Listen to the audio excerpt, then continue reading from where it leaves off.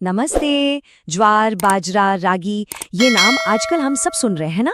पर इतनी सारी जानकारी के बीच ये समझना थोड़ा मुश्किल हो जाता है कि भाई हमारे लिए असल में सही क्या है। अक्सर हम सब थोड़ा कंफ्यूज हो जाते हैं।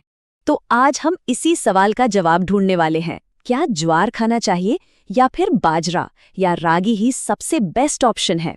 चलिए आज इस पूरी पहेली को मिलकर सुलझाते हैं। तो आगे हम क्या क्या देखने वाले हैं? हम सबसे पहले इस मिलेट की पहेली को समझेंगे, फिर एक एक करके ज्वार, बाजरा और रागी के अंदर छिपे गुणों को जानेंगे। और हाँ, वो जो एक बड़ा सवाल है ना कि क्या मल्टीग्रेन आटा सच में इतना अच्छा है, उसका जवाब भी ढूंढेंगे। और आखिर में ये समझेंगे कि अपने लिए सही चुनाव कैसे करना है। तो चलिए इसमें थोड़ा और गहराई से उतरते हैं।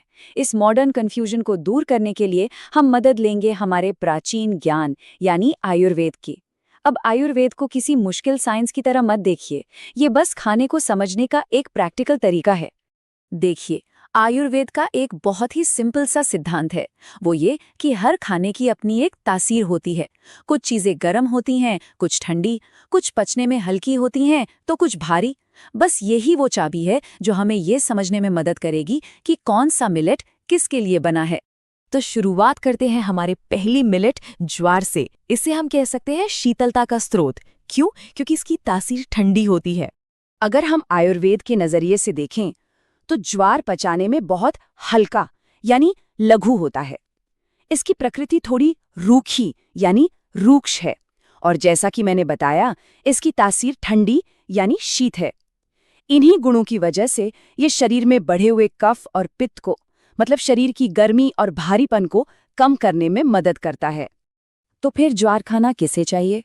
ये उन लोगों के लिए बेस्ट है जिनके शरीर में गर्मी ज्यादा रहती है या भारीपन महसूस होता है, मतलब पित्त या कफ की समस्या वालों के लिए, गर्मियों के मौसम के लिए, और जो लोग वजन कम करना चाहते हैं उनके लिए ये एक शानदार ऑप्शन है। लेकिन हाँ, इसकी रूखी प्रकृति की वजह से जिनकी वात प्रकृति है या जिनकी स्किन पहले से बहुत ड्राई है या कब्ज की शिकायत रहती है, उन्हें इसे थोड़ा संभल कर खाना चाहिए। ज्वार खाने का सबसे सही मौसम तो गर्मियां हैं। और एक बहुत जरूरी बात, इसके रूखेपन को बैलेंस करने के लिए इसकी रोटी पर हमेशा अच्छे से घी लगाकर खाएं। और अगर कोई ब्लड शुगर मैनेज कर रहा है तो ज्वार की रोटी और छाछ का कॉम्बिनेशन बहुत ही बढ़िया काम कर सकता है। अच्छा, अब बारी है बाजरे की। इसे हम कह सकते हैं शरीर की अग्नि। ये ज्वार से बिल्कुल अलग है क्योंकि इसकी तासीर गर्म होती है। बाजरा भी प्रकृति में थोड़ा रूखा है, लेकिन ये पचाने में ज्वार से थोड़ा भारी होता है। और इसकी सबसे बड़ी पहचान है इसकी गर्म तासीर, जिसे आयुर्वेद में उष्ण कहते हैं। ये शरीर में गर्मी पैदा करके कफ और वात से जुड़ी दिक्कतों में बहुत फायदा पहुंचाता है। तो जाहिर है बाजरा सर्दियों का अनाज है। ये उन लोगों के लिए बहुत अच्छा है जिन्हें ठंड ज्यादा लगती है या शरीर में भारीपन और जकड़न महसूस होती है। यहाँ तक कि डिलीवरी के बाद महिलाओं में दूध बढ़ाने के लिए भी इसे बहुत फायदेमंद माना जाता है।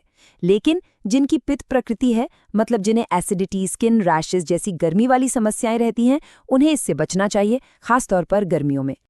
और बाजरा खाने का जो सबसे पुराना और सबसे सही तरीका है ना, वो है इसे घी और गुड़ के साथ खाना। आपने देखा भी होगा, सर्दियों में लोग बाजरे की रोटी पर ढेर सारा घी और गुड़ रखकर खाते हैं। ये कॉम्बिनेशन सिर्फ टेस्टी ही नहीं है, बल्कि ये बाजरे के रूखेपन और गर्मी को बैलेंस भी करता है।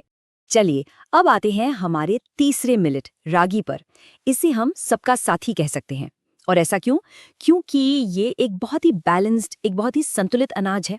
रागी की सबसे बड़ी खूबी ही यही है। ये न तो बहुत ज्यादा गर्म है और न ही बहुत ज्यादा ठंडा। पचाने में भी हल्का है और आमतौर पर शरीर के तीनों दोषों को बैलेंस करता है। यही बात इसे ज्यादातर लोगों के लिए एक बहुत ही सेफ और फायदेमंद ऑप्शन बनाती है। तो सवाल है कि रागी कौन खा सकता है? इसका सीधा सा जवाब है लगभग हर कोई। बच्चे हों, बड़े हों या बुजुर्ग, कोई भी इसे किसी भी मौसम में खा सकता है। ये शरीर को बिना वजन बढ़ाए ताकत देता है और कैल्शियम का तो ये एक खजाना है। आयुर्वेद में इसके लिए एक शब्द है तर्पण, मतलब ये खाने के बाद मन को एक गहरी संतुष्टि देता है। और अच्छी बात यह है कि रागी को अपनी डाइट में शामिल करना बहुत ही आसान है। आप इसकी रोटी बना लीजिए या फिर इसका दलिया, जो सिर्फ 5 मिनट में तैयार हो जाता है। ये एनीमिया से लड़ने में मदद करता है और हड्डियों के लिए तो बहुत ही अच्छा है।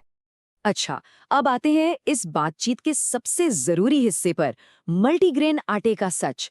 आजकल ये एक बहुत बड़ा ट्रेंड बन गया है, लेकिन क्या ये सच में उतना फायदेमंद है जितना हमें बताया जाता है? ये सवाल सुनने में तो बिल्कुल लॉजिकल लगता है ना? कि भाई अगर ज्वार भी अच्छा है, बाजरा भी अच्छा है, रागी भी अच्छा है, तो क्यों ना सबको मिला दिया जाए ताकि सबके फायदे एक साथ मिल जाएं। लेकिन आयुर्वेद इस बारे में कुछ और ही कहता है। आयुर्वेद में एक कॉन्सेप्ट है जिसे कहते हैं विरुद्ध आहार। इसका सीधा सा मतलब है गलत फूड कॉम्बिनेशन, यानी ऐसी चीजों को एक साथ मिलाना जिनकी तासीर या गुण एक दूसरे से बिल्कुल उल्टे हों। जब हम ऐसा करते हैं तो ये हमारे पाचन तंत्र को कंफ्यूज कर देता है।